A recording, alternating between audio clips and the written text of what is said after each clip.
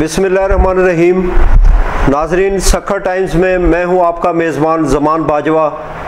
आज हम सखर के हवाले से बड़े अहम इश्यूज़ पे बात करेंगे, जिसमें नंबर 1 पर ऐसी स्ट्रीट लाइट हैं जो कि सोलर पे चलती हैं, इसके अलावा वापडा पे भी चलती हैं, लेकिन उनकी क्या हालत है उसके बारे में बात करेंगे।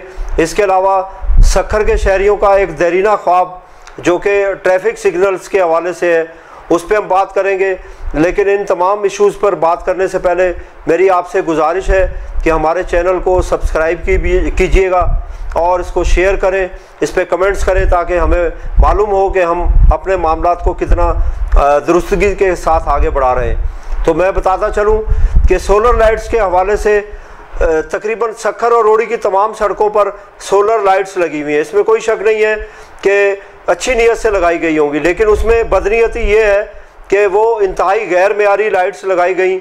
और उनके बारे में जब हमारी साबका मेयर से बात होती थी या किसी भी ज़िम्मेदार शख्स से बात होती थी कि आप सोलर लाइट्स लगा रहे हैं, इनकी मेंटेनेंस के हवाले से इनकी ज़िंदगी कितनी होगी, तो वो बताते थे कि ये कई सालों तक चलेंगी और हमने ऑस्ट्रेलिया से बड़ी महंगी लाइट्स मंगवाई हैं।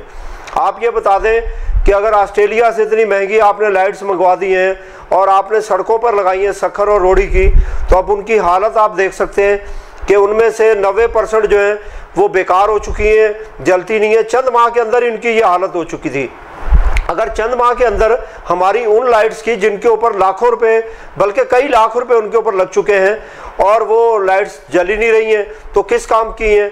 इस तरह के मामला जो है, ये अगर यही अवामी खिदमत है तो ऐसी खिदमत हमें नहीं चाहिए। सखर के अवाम ऐसी खिदमत से तौबा कर चुके हैं।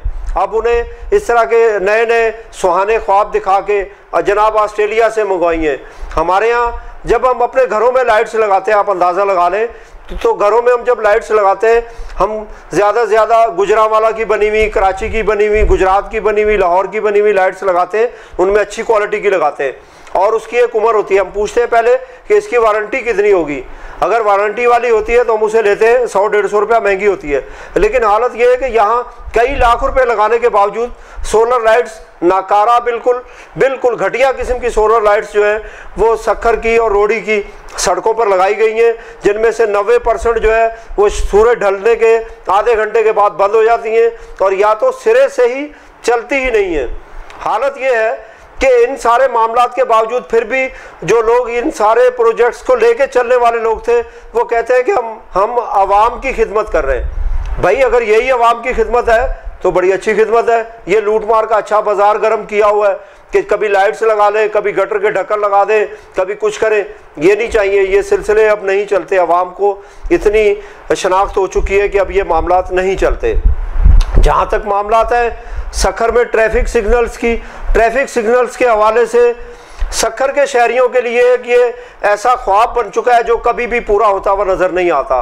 पिछले 20 बरसों से तो हम देख रहे हैं कि कभी जो है सखर प्रेस क्लब के सामने जो चौक है वहाँ पर लाइट्स लगी होती थी, ट्रैफिक सिग्नल लगे हुए होते थे, वहाँ बाकायदा ट्रैफिक रवानी से चलती थी। उसके बाद जनाब सिटी पॉइंट पे अभी लाइट्स लग गई हैं, हाई कोर्ट वाले चौक पे वहाँ पर सिग्नल्स की लाइट्स लग गई हैं, लेकिन चलने का नाम नहीं लेती। चंद दिन लगा के उसको चला के और उसके बाद उनके जनाब खबरें चलवा के, उनके फुटेज चलवा के, तो उसके बाद आज तक वो सिग्नल बंद हैं तमाम पूरे शहर के। किसी एक इलाके के हों, पुलिस लाइन के हों, सखर प्रेस क्लब के चौक के हों या बाईपास पे हों, नाम लें, ये तो पूरा शहर का सिग्नलिंग सिस्टम जो है ट्रैफिक का, उसका बेड़ा गर्क हुआ हुआ है। और इसी वजह से बेहंगम ट्रैफिक जो है वो सखर में टॉप पर है। सिंध का तीसरा बड़ा शहर है, को खुदा का खौफ करो, इसकी हालत को ठीक करो। इनके शहरियों को आप पार्किंग और दूसरी चीज़ें अभी तक नहीं दे सके।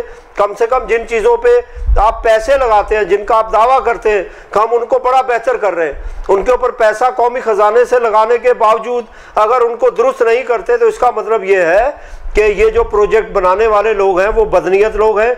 वो इसके नाम पर पैसे हड़प करते हैं, कौमी खजाने को लूटते हैं, उसको खाते हैं। इससे बड़ी सरेआम और डकैती क्या होगी? हमारे जो इदारे करप्शन जो है वो फाइलों में ढूंढते हैं, उसके बाद कई साल तक, कई महीनों तक उन अफराद को ज़ेरे हिरासत रखते हैं। उसके बाद एक ही जवाब दाखिल कर देते हैं कि जी जो है ना, कम सबूत होने की वजह से मुल्ज़मान को बरी किया जाता है। ओ भाई आप पहले ही ये काम कर लिया करें, पहले ही अपनी फाइलों को मुकम्मल कर लिया करें, पहले ही अपनी फाइलों में सबूत इकट्ठे कर लिया करें कि जब आप किसी मुल्जिम को पकड़े, किसी शख्स को पकड़े, तो उसकी कम से कम इज्जत नफ्स का ख्याल हो, तो उसका पता हो कि मैं मुजरिम हूँ, उसको आप साबित कर सके। जब आप साबित ही नहीं कर सकते तो आप हीरो ना बनाए किसी को भी। आज जहाँ तक करप्शन की बात है तो करप्शन फाइलों में ढूंढने की क्या ज़रूरत है।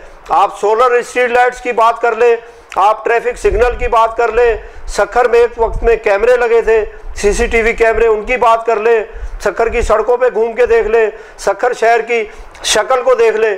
आपको फाइल में ढूंढने की ज़रूरत नहीं है। आपको करप्शन तो आपकी सड़कों पर, आपके खंभों में, आपके हर जगह पे करप्शन ही करप्शन है। तो इस तरह की ड्रामेबाजी, इस तरह के झूठ के पलंदे, इस तरह की फाइलें बना बना के अदालतों में पेश करना और बाद में उन्हीं मुल्ज़िमान को जिनको पहले डिक्लेयर करते हैं कि जनाब बहुत बड़ा मुजरिम पकड़ लिया, उसके बाद उनको बाइज़्ज़त बरी कर दिया जाता है।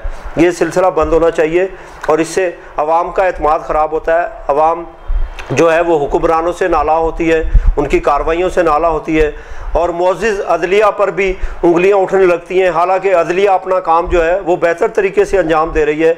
हमारी दुआ है, हमारी ख्वाहिश है कि अदलिया के ज़रिए और यहाँ के बेहतर लोगों के ज़रिए, बेहतर हुक्मरानों के ज़रिए तब्दीली आए ताकि अवाम जो है वो सुख की ज़िंदगी गुजार सके। बहुत शुक्रिया।